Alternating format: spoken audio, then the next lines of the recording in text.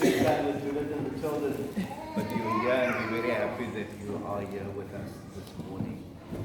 And then also, in case you don't know, I learned that Nora's sister passed away, and we want to uphold Morgan and Nora in our prayers at this time. Sadly, she couldn't go to Zim for the burial, and that must be a terrible thing, where I can just try and imagine. I can never know, but if you are so far away and you can't go, I can just imagine a heart being torn into a terrible thing. But nevertheless, we uphold Morgan and Nora and their family, our love and our prayers at this time. When I was a child, you know, I like music, all kinds of music. When I was a child, there was a song which was the theme song from a nursery rhyme, and it was composed by a man named Bernard Westcott. And the song was sung by a man, Harry Belafonte. And the song was entitled, "There's a Hole in the Bucket." It's a song a conversation between two people, a husband and a wife, where the husband complains. You know how we men can complain to our wives, and he complains that there's a hole in the bucket. And the wife's name is Liza. So he says, "There's a hole in the bucket, dear Liza, dear Liza. There's a hole in the bucket, dear Liza, a hole." And then Liza responds by singing, and she says, "Well, fix it, well, mend it, dear Henry, dear Henry, dear Henry. Well, mend it, dear Henry, dear Henry, mend it." And of course, Henry then answers her and he says, "With what shall I mend it? Dear Liza, dear Liza." And then she responds by saying, "With soap and some water, dear Henry, dear Henry." And so the song carries on. And this morning in the lesson from Jeremiah, God says to the children of Israel, God's heart is broken, God's heart is sore, and he says, "For my people have committed two sins. One, they have turned away from me, the spring of fresh water. And secondly, they have dug cisterns, cracked cisterns that can hold no water." Now, if you have a bucket that has got a hole in it, you can fill it up with water and you can carry the bucket, but what's going to happen? Most of that water is going to leak out. And you make several trips up and down, and unless you try and fix the hole in the bucket, a very difficult thing to do. You can almost use the bucket for something else, maybe put a pot plant in there and grow some flowers in there, maybe that will help. But you will not have a container to carry water in it, which is really the purpose of the bucket in the first place. And so this morning, a question that all of us must ask ourselves as we gather around God's altar is, does your bucket have a hole in it? Does this congregation's bucket have a hole in it? You as an individual, I as an individual, does our bucket have a hole in it? For if it does, then it will leak. You know, some people are born with a heart complaint, and they have a hole in their heart, and of course they get very tired, and unless the doctors perform an operation to try and repair it, that person will not live very long and cannot live a normal life like many of us. But for most of us as Christians, our spiritual life our spiritual bucket has a hole in it. The children of Israel brought much sadness to the heart of God because they forgot the goodness of God. Their memory was so short. God had brought them out of slavery in Egypt to freedom in the promised land. And what did they do? They forgot the goodness of God. The Israelites were very much like you and like me. We forget so easily and so quickly how good God is or has been to us.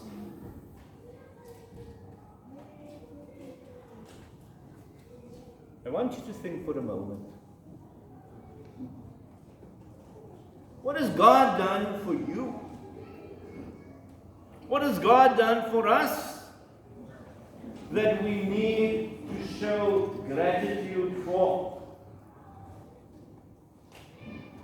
Well, let me remind us, the very fact that you and I are here this morning,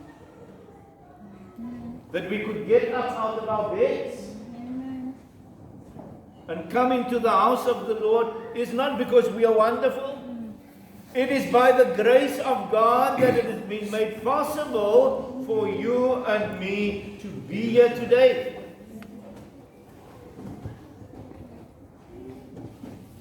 There are many people who do not have the blessing that you and I have this morning. Perhaps sickness, perhaps other problems. But God has blessed each one gathered here this morning. And we are here by His design. Not ours, by God's. Maybe some of us have been sick. And I'm not talking about cold and flu, that is part of the winter ailments.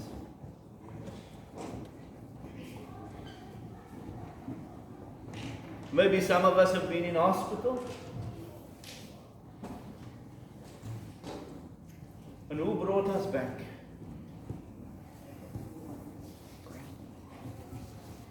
God's blessing has been upon our lives.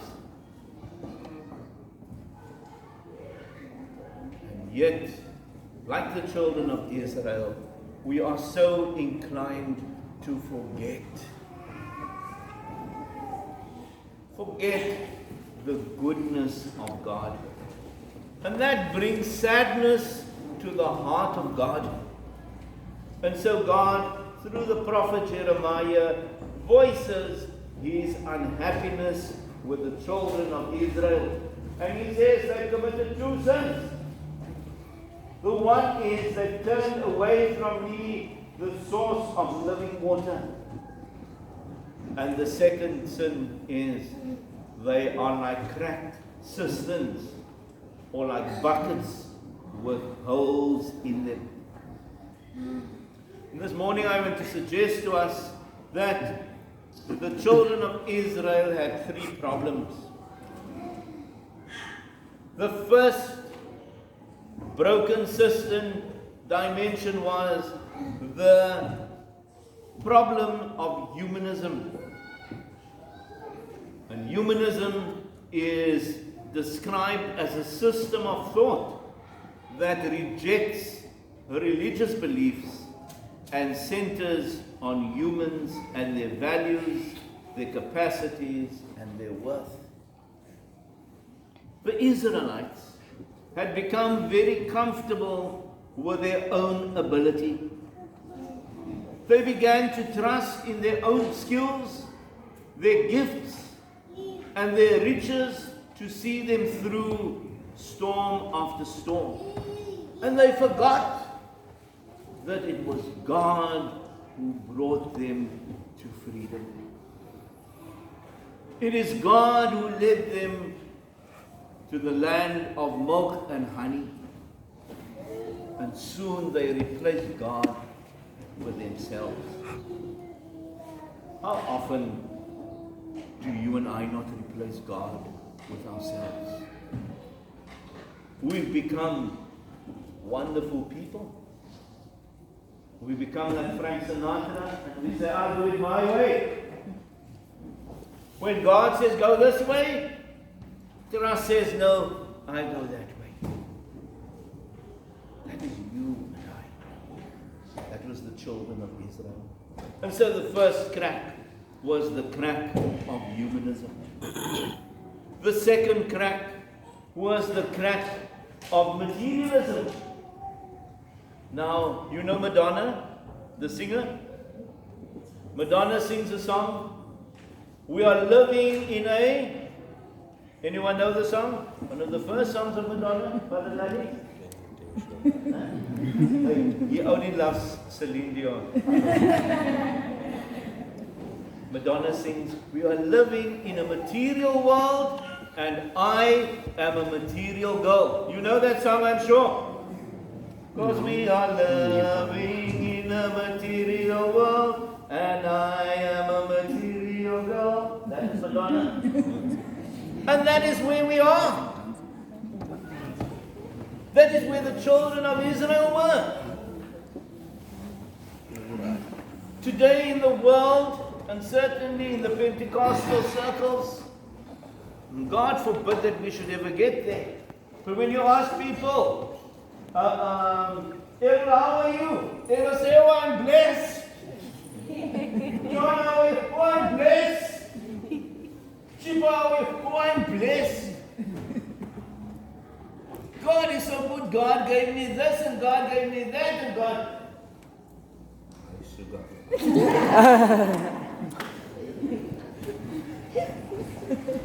You see, we live in a world of consumerism.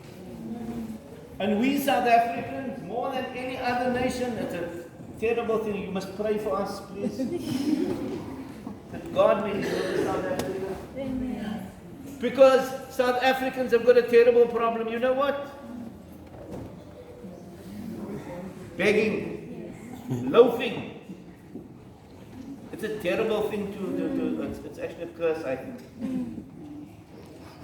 Must be a free house, must be free water, must be free electricity. And no wonder the country is going down and down and down and down and down. And soon we'll be like many other countries in Africa, Zimbabwe included. We want, and we want. And so often when we pray, we come to God with our shopping list. Lord, give me. Lord, do this. Lord, bless me. And we fail to see that God blesses us so richly every day. Amen. With health, with life, with love. Amen. And so you see, the things that are important in the material world are totally unimportant in the spiritual world. But we land up in that position because there's a hole in our bucket. The third problem that the children of Israel had was the crack of idolatry. They forgot about God because their memory was so short. They forgot about God. And so they started worshipping all kinds of other idols. I read a story that says in a shop in Iraq, many times you find a framed picture of Saddam Hussein, and they sell this picture to the people in Iraq for $20, and people go and they buy it.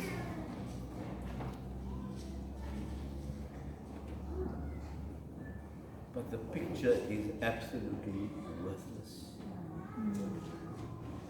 And so they spend their money on a worthless idol. Many of us spend our money on worthless idols as well.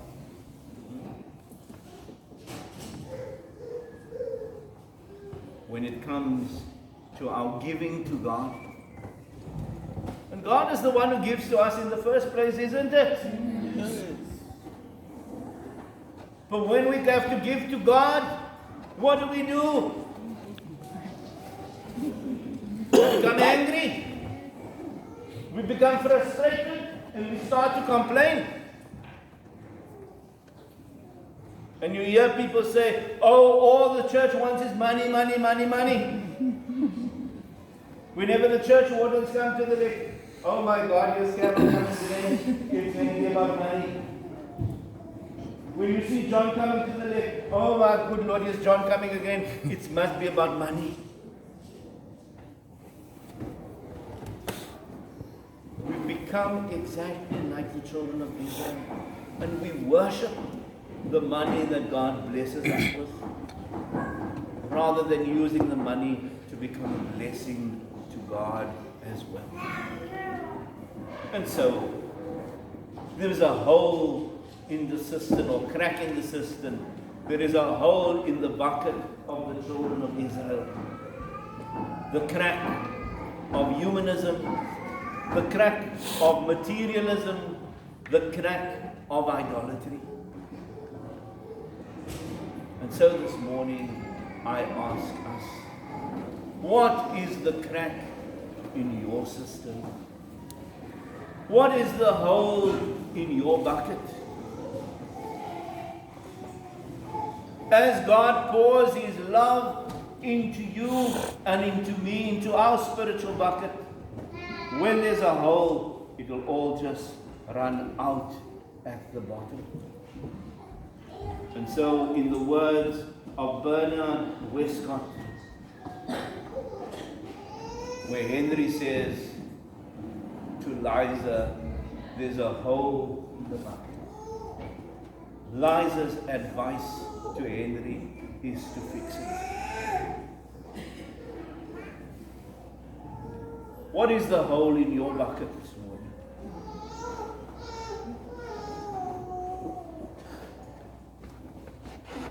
And as we gathered here, over 100 people this morning, there'll be 100 different kinds of holes. There is only one person who can fix that hole for you this morning. Bring your bucket to Jesus this morning. Allow Him to fix the hole, so that the blessings that He bestows upon your life and mine won't run out at the bottom. May your bucket be fixed so that it can hold all that God has in store for you. Make sure today. Don't leave it for tomorrow. Make sure today that there is no hole in your bucket. In the name of the Father,